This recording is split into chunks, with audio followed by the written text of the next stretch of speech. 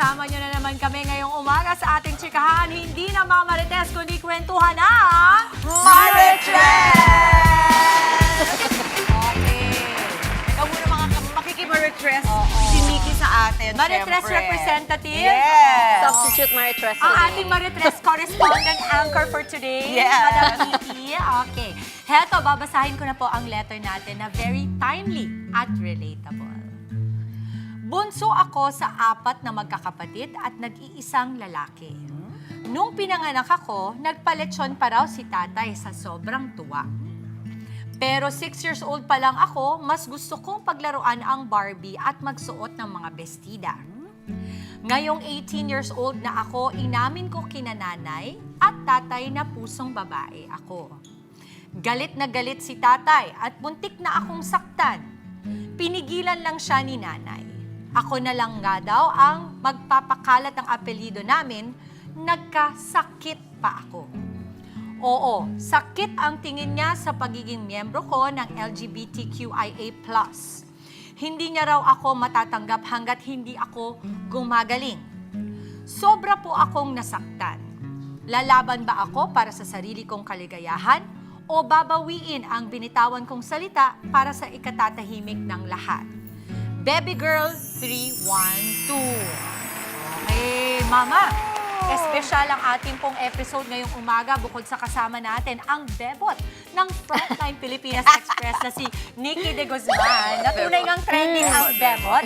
Oo, kasi for today's video, may bisita tayo na makikimaritres sa atin. At yon, sure nga ako, marami siyang mababahaging karanasan at aral sa ating letter sender. Parang gusto ko nga makinig na lang at makinig sa kanya Oo, sa araw na to. Naku, eto na siya, puntahan natin. Ang panganay na anak ng controversial na sex bomb girls member na si Icy Trasona, isang influencer na may mahigit 700,000 followers sa kanyang social media accounts at isa ring drag queen. Nandito siya live na live makikipayo sa atin, Sofia Trasona! Hello! Good morning sa ating Marites, Mama! Marites! Oo, siya ang ating Marites for today. Kasi syempre tayo ay Maritres, meron tayong Marites. Yes. Every time meron tayong resource person, Yeah. ang tawag natin sa kanya ay Marites. Marites. Welcome. Okay naman sa yung term na Marites. Okay. Sofia, napaka-pretty at blooming mo Yun naman ang pala sabi in ko. person. Ganda ng skin. Salamat. Oo. Uy, welcome nga pala sa parlor natin. Sa atin. Sa Luman Parlor. Salon pala, Mama. Salon. Ano yon? Napapagalata yung edad ko. Okay. Relax lang kayo. Nandito si Mama Chiki, ha? Relax kayo, ha? Salon yan, hindi yung parlor. O, Sino ba yun. Sorry na, Mama. Alam mo naman sa barangay namin, parlor. ang Pero alam mo tawag. sa tulad, pinakamatanda sa atin, ito eh. O, diba? Totoo yun. Okay, siya yung pinakabata, Old old soul. soul. Pero teka, Okay. ito na, excited Ito, ako. Mama, ang malaman ating ko. Marites for today na tila ba, nagustuhan mo bang set natin? Yes. O, last Cute, no? week, nasa ospital kami. Pinaghirapan namin yun. Very Oo, tropical i-set up. talaga yung design. Kung Marites natin. May ambag ka na. Okay. Eto na, kasi Sofia, itong aming letter sender, si Baby Girl 312, at saka hindi Baby Girl, Baby Girl. Girl. Okay.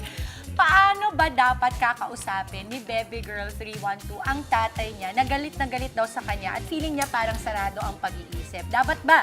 Ang tanong niya kasi dito, dapat ba hintayin niya na ang tatay niya ang lumapit para kausapin siya at tumanggap para sa kanyang pagkatao? Oo, yun ba yung dapat mangyari na O yung siya ba tatay yung niya muna yung mauna? mauna? Oo, o siya ba? Ano ba dapat palagay? Ako po talaga, I believe in right timing. Right timing na pareho kayong kalmado. If you wanna talk about it na kailangan yung kindness andun pa din, yung respect, yung love, yung compassion andun pa din. Also self-control kasi hindi din naman natin alam kung ano yung magiging reaction ni parent, ganyan. So if you wanna talk to your parent about it, understand also na sa point of view nila, marami na sila naging pangarap para sa'yo. Marami na yung mga napagdaanan nyo together and baka meron ding maisip nila na iba na yung tao na makikilala nila. And you have to let them understand also na ako pa din to ako pa din to pa, hindi po ako nagbago. Yung routine ko sa araw-araw, yung lifestyle ko, ito pa din, nag-aaral pa din ako, mga ganun bagay. Uy, sobrang na-touch ako doon sa sinabi Oo ni nga, Mama. Sofia. Maiyak na is iintindihin mo yung kabila. Yes. At yun ang ginawa mo. Naalala mo agad kung bakit kaya ganun na lang ang galit niya. Dahil nga, meron siya mga pangarap.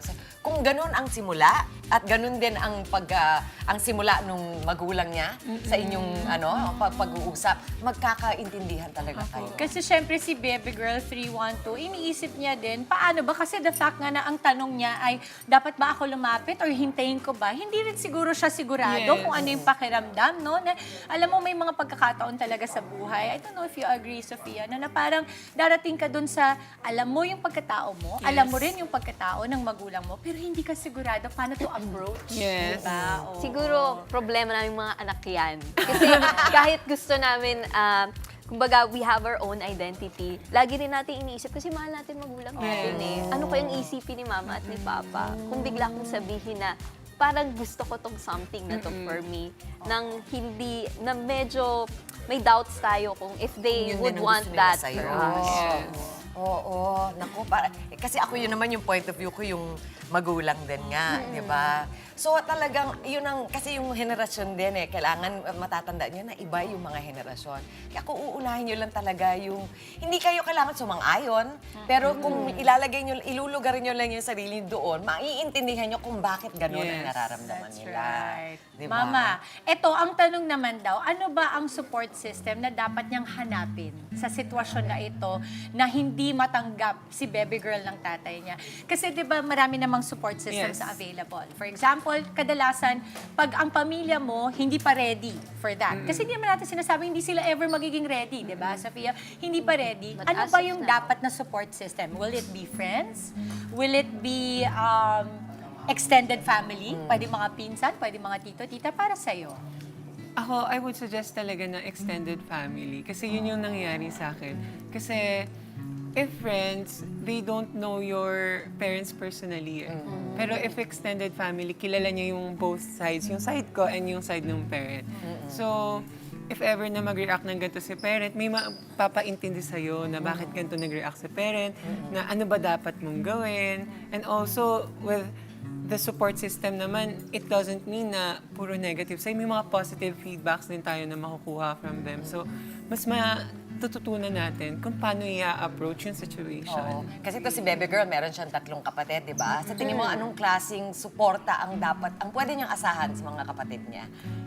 Oo. If sa mga kapatid po na older, no? Older po yung mga Nasabi kapatid. ba kung Ang older alam or ko po, mga siya po kapatid yung na pinakabunso. Siya yung pinakabunso. Yes, Oo, mga... Kasi bunso ako sa 4 na Ayun. magkakapatid. Yes. So ano kaya yung maganda Puro na? girls pa, mama.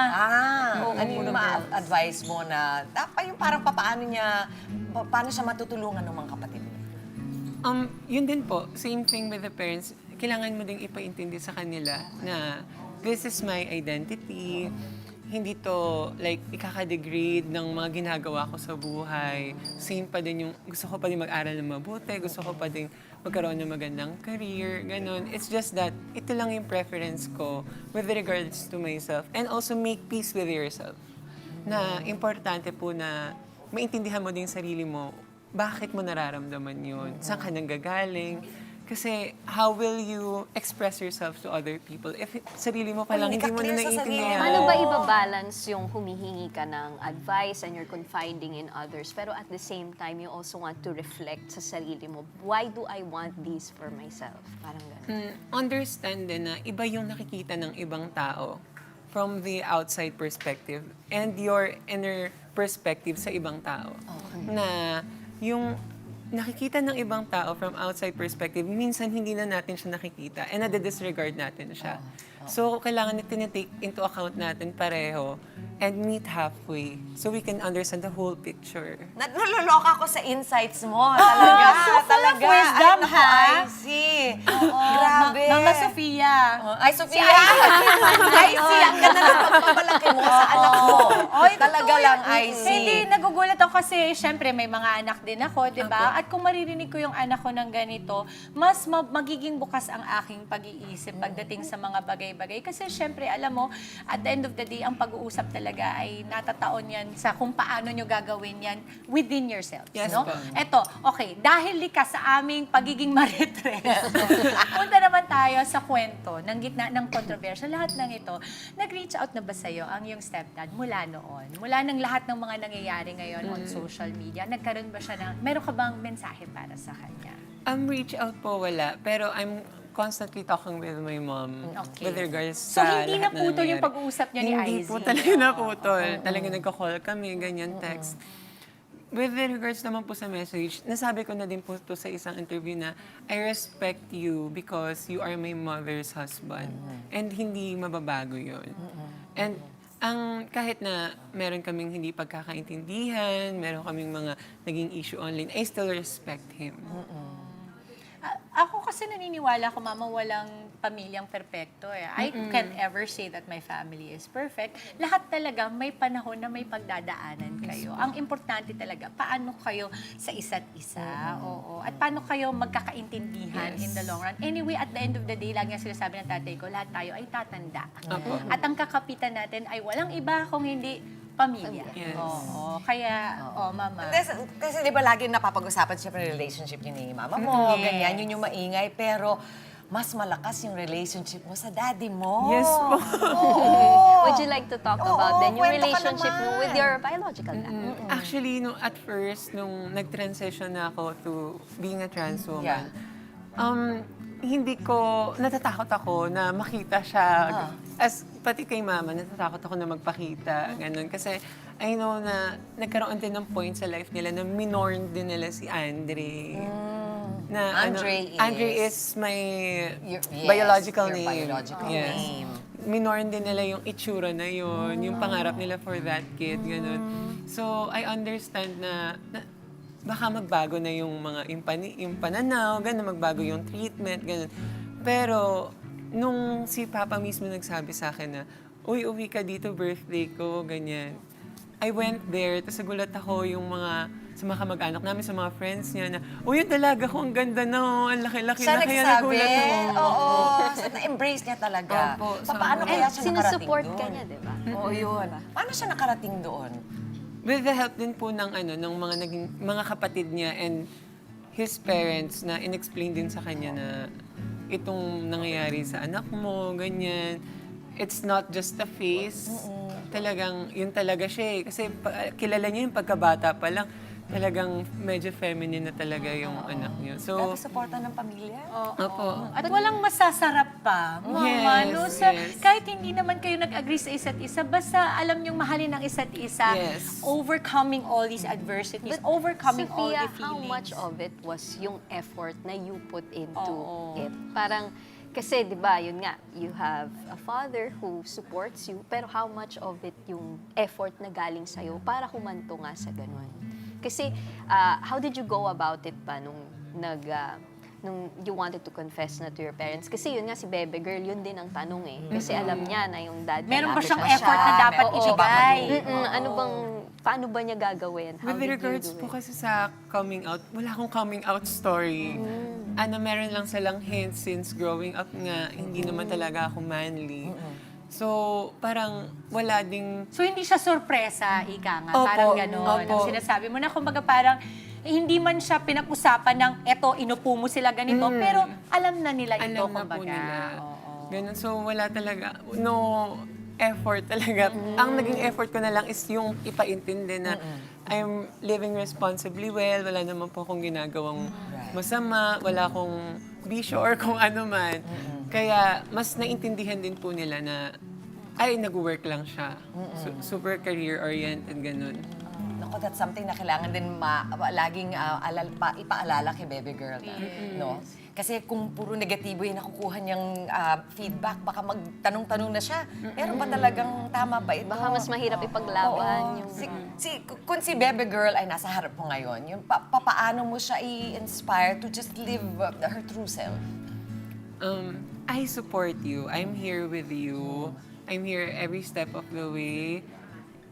Hindi man physically, pero know that there is also someone who went through the phases that you went through also. So, I think na sana ma-inspire ka sa mga stories like mine and find the heart to also understand your parents. Alam mo, sa totoo lang, because you're such a beautiful person at lahat ng mga sinasabi mo, yung laman ng puso mo, nakakalimutan ko na may gender issue dito. Lalaki ka na. Ano, mama? Sobrang, parang oo, ang sarap mong kausap. At saka parang, oo, bakit, matanong ko nga, parang inspired ka rin ba? Parang, saan ba nanggagaling yung parang, ang gaan ng ano? Siyempre, Tanong, sasagutin ba niya yun, mama? Full of Alam mo, love siya eh. oo. May naman ba ang heart Kaya ngayon? ma-request po ang tawag sa amin dahil gusto namin malaman, kamusta ang love life? Love Ate life, Sofia? wala. Oo. Wala. Oy, wala pa. Wala pa. Keyword is pa. Ay, patingin mo na ng sample kasi syempre, ito ang literal pinalaki ng sex. Ay, ako Diba? gusto ko rin. Oo, Grabe, tingnan ito na ba natin. Oo. Tatayo ba tayo? Sige, tingnan natin. Ay, yay! Bigyan natin ng Oh, stick. kumain na tayo. Eh, sumasayaw din Sample tayo. tayo. Sige, anong sasample natin? Sama Ano yung tayo. sample natin? So, Aha! ay, talaga naman pala. Grabe yung show natin pang maritres. Oo, Pagkayapon naman na tayo. Eh, yan, diba? Ang sarap. Alright! Dapat ako papasok eh. Ay, ang saya! Salamat sa ating mga guests for today!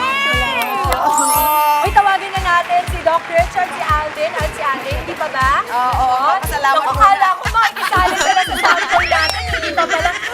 Maraming salamat, Sofia, po. sa pagsama at pakikimaritres sa amin ngayong umaga. Kung may kwento po kayong nakakagigil, nakaka-high, nakaka-aw, at problemang gustong hinga ng payo, share nyo naman dito mga kapatid. Yun, sumali na sa aming Facebook group na nakapin sa official FB page. Yan, abangan bukas sa ang panibagong storya na pag-uusapan at hihimayan dito lang sa Maritres! Uy, huwag niyo kalimutan ha, Rampa. Yes. Anong mga days ka pwede mahanap doon? Friday. Fridays! Alright, huwag kayo alas. Mga kapatid, Dimples Romana po, maging maalam at may pakialam sa mga napapanahong issue at headlines. Mag-follow na po at subscribe na sa social media pages ng News 5.